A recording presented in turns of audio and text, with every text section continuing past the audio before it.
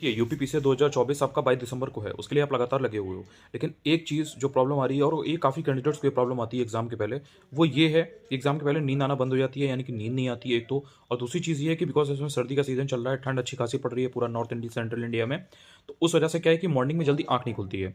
अब ये बात मालूम है कि सेंटर आपका बाहर है, तो ऑब्वियसली आप अपनी जर्नी भी प्लान करोगे अकॉर्डिंगली एंड जल्दी हर कोई उठेगा, बिकॉज़ वहाँ पर आपको 8 से 8:45 के बीच में पहुँचना ही है। अब मेन चीज़ ये है कि जब आँखें नहीं खुल रही है, तो फिर चीज़ें थोड़ा-सा ऐसा एक अजीब-सी एंग्ज़ायटी सी क्रिएट हो जाती है। 2 चीज़ें हैं, एक चीज़ तो ये होती है कि किसी-किसी को एग्ज़ाम के 1-2 दिन पहले, 3 दिन पहले नींद नहीं आती है, वो कितना भी कर लें, मतलब उनको एक बेचैनी-सी रहेगी ही रहेगी। सारी चीज़ें जो भी होती है ना, वो अप्लाई करके देख लेंगे, फिर भी उनको रहेगी। तो वो तो फिर मैनेज करना पड़ता है, मतलब वो तो पर्सनल लेवल पे एक होता है इंसान को, और किसी को बहुत ज़्यादा है, वो कितना भी उसको सारी चीज़ें पता हों, कुछ भी हो, लेकिन थोड़ा बहुत होती है, वो एक अलग केस है। यहाँ पर क्या हो रहा है, जैसे सर्दी का सीज़न है कि रात में पढ़ाई करते-करते टाइम हो जाता है, मॉर्निंग में जल्दी आँख नहीं खुलती है और पता है कि भाई उस दिन तो सारी चीज़ें जल्दी-जल्दी ही करनी है।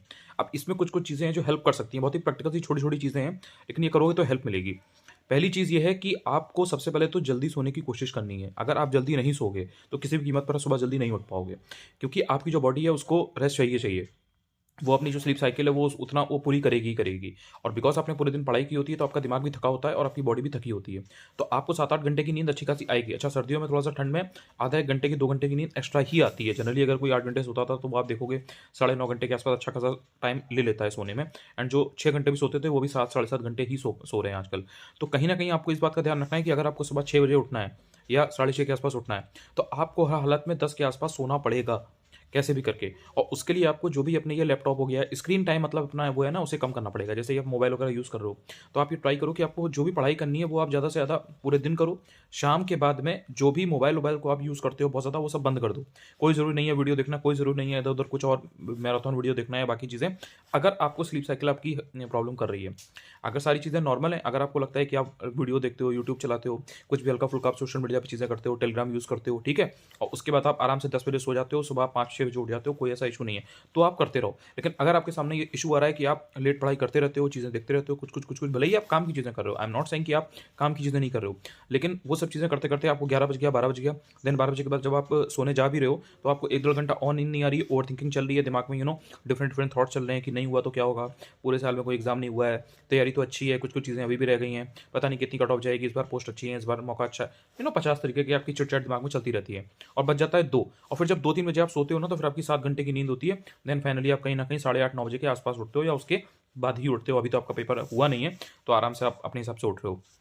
पहले सोओगे तो पहले उठ पाओगे, क्योंकि आपकी जो बॉडी है, जैसे आप सपोज़ 10 बजे सो गए, 10 बजे सो जाओगे तो 7 घंटे की नींद लेके आप 5 बजे आपकी अब बॉडी आपकी रिलैक्स कर चुकी होगी। तो आप कहीं न कहीं 5 साढ़े 5 6 के आस-पास अगर थोड़ा-सा एफर्ट्स मारोगे, आपकी आँख वगैरह खुलेगी तो आप उठ पाओगे। लेकिन अगर आपकी नींद पूरी नहीं होगी, तो आपका बॉडी साथ नहीं देगी। फिर आप कितना भी दिमाग से सोच लो कि यार मुझे उठना है, मुझे उठना है, मुझे जाना है, लेकिन वो चीज़ नहीं हो पाएगी, और एग्ज़ाम के पहले तो स्पेशली नहीं हो पाएगी। किसी दिन एग्ज़ाम के दिन आप इसी तरह से मैनेज करोगे भी, लेकिन अभी फ़िलहाल अगर आप ये चीज़ कोशिश करोगे, तो वो इतना ईज़िली आपकी नहीं हो पाएगी। तो इस चीज़ का आपको बहुत ध्यान रखना है। दूसरी चीज़ ये है कि पूरे दिन आप पढ़ाई करोगे, आपका जो माइंड है वो भी थकेगा, आपकी बॉडी भी थकेगी। लेकिन फिर भी शाम को आधे से 1 घंटे की वॉक कर लो।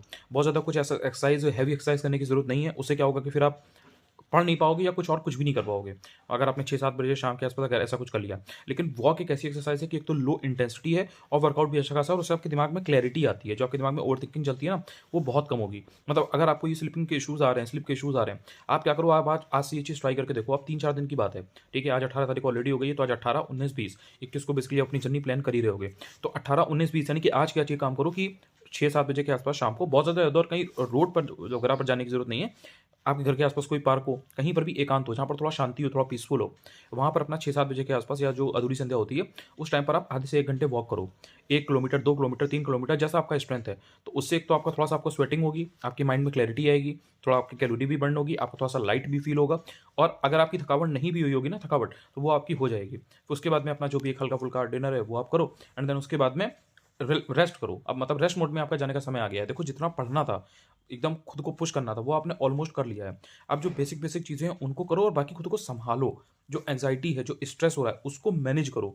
ये भी अपने आप में 2-3 दिन में बहुत इंपॉर्टेंट होता है। अगर लोड लोगे, तो वो और चीज़ें और ज़्यादा ट्रिगर होती हैं। और ये ट्राई करो कि हर हालत में 9 बजे के बाद मुझे फ़ोन-वोन कुछ यूज़ नहीं करना। बेड पे लेट जाओ 9, साढ़े 9, 10 बजे के आस-पास, और 10, साढ़े 10 के आस-पास हर हालत में आपको फिर नींद आ जाएगी। जो पढ़ना है दिन में पढ़ो। कोई मोबाइल मत यूज़ करो, कोई वीडियो मत देखो, कुछ मत करो। जो भी चीज़ें आपको रिवाइज़ करनी है, भाई सुबह उठ जाओगे। अभी जैसे पेपर नहीं है, 3 दिन आपके पास पूरे अभी भी हैं। 7, साढ़े 7, 8 बजे अपना उठ जाओ, आराम से बैठ के ब्लैंकेट में पढ़ो, धूप में जा कर के पढ़ो, पूरे दिन पढ़ो, लंच कर लो फिर पढ़ो, बाकी कोई और क्या काम है इस समय? कोई और काम तो है नहीं, पूरे दिन पढ़ो। लेकिन रात में 7-8 बजे के आस-पास फिर जो भी हल्का-फुल्का है देख लिया, अपना डिनर-विनर कर लिया, उसके बाद में आपको लग रहा है कि यहाँ कोई चीज़ बची है, कर लिया, वो भी हार्ड कॉपी से। जो अब बुक आपके पास है, जो नोट्स आपने अपने बनाए उनसे, घटनाचक्र, लुसेंट या जो भी आपको बीवाईक्यू जो भी रिवाइज़ करना है, जो भी चीज़ें हैं। लेकिन ये नहीं करना है कि आप मोबाइल पे लेकर के बैठे हो 11 बजे, वो फिर आपको नींद नहीं आएगी। और एक और चीज़ है, वो आप चाहो तो कर सकते हो, मेलाटोनिन आती है। वैसे तो देखो जो लोग सुबह उठते हैं तो उनकी बॉडी में नेचुरली सिक्रीट होता है, तो ऐसा कोई दिक्कत नहीं होती है। तो अगर आप 5-6 बजे अगर आप नॉर्मली आजकल उठ रहे हो तो ये दिक्कत आएगी नहीं, तो फिर ऐसा इशू होगा ही नहीं। लेकिन जिनको ऐसा इशू है तो वो थोड़ा-सा मेलाटोनिन के बारे में पढ़िएगा। सप्लीमेंट होता है, बेसिक होता है ये। तो इसमें क्या होता है कि जैसे आपने मान लीजिए शाम के टाइम 4-5 बजे के आस-पास जब चाय-वाय का टाइम होता है, तो आपने उसके आस-पास 6 बजे के आस-पास जैसे आपने अगर ले लिया मेलाटोनिन, या आपने हल्का-सा डिनर किया, उसके बाद में आपने ले लिया 6:30 7 साढ़े 7 बजे के आस-पास। तो फिर आप देखोगे कि आपको कहीं न कहीं फिर आप मतलब लाइट वगैरह डिम कर लोगे और जो भी है बेड वगैरह पर चले जाओगे, तो आप देखोगे कि आपको साढ़े 9-10 के आस-पास नींद आ रही है और साउंड स्लीप आएगी और 7-8 घंटे की अच्छी नींद आएगी। उसके बाद यू विल बी एक्टिव। तो वो चाहो तो आप देख सकते हो, ले सकते हो, वो हेल्प करता है और उसके बारे में पढ़ लेना। साइंटिफिकली प्रूवन वो चीज़ें होती हैं, थोड़ी-थोड़ी ये जो चीज़ें हैं ये हेल्प करती हैं। तो आपकी अगर स्लीप अच्छी रहेगी, स्लीप साइकिल आपका मेंटेन रहेगी, बैलेंस्ड रहेगी, कहीं न कहीं आपका आउटपुट अच्छा आएगा। क्योंकि उस दिन जब एग्ज़ाम देने आप जा रहे हो तो आपके माइंड में क्लैरिटी होना बहुत ज़रूरी है। अगर आपका दिमाग भारी होगा, हेवी हेडेडनेस होगी, हेडेक होगा, या आपने आपकी इधर-उधर चीज़ें दिमाग में कुछ चल रही होंगी, तो फिर कहीं न कहीं आप डिस्ट्रैक्ट होगे उससे और वो उससे भी बहुत असर पड़ता है इस चीज़ पे कि आप पेपर में कैसा परफ़ॉर्म करने वाले हो। तो ये जो 2-3 दिन है इसमें क्या 1-2 जैसे उसके कैप्सूल वगैरह भी आते हैं नॉर्मली, मतलब उसके बारे में पढ़ोगे मिल जाएगा, ठीक है? तो वो आप नॉर्मली अगर ले लोगे तो उससे हेल्प करता है 2-3 दिन। तो जिनको बहुत ज़्यादा स्लीपिंग के इश्यूज़ होते हैं, उनको तो बहुत हेल्प करता है। यूपीएससी वगैरह में तो मतलब बहुत लोग आराम से इसको करते हैं यूज़ वगैरह, और बेसिक है मतलब लिए रहते हैं लोग, क्योंकि किसी-किसी को होता है कि एग्ज़ाम के 1 हफ्ते पहले, 4-5 दिन पहले, 6 दिन पहले नींद आती ही नहीं है।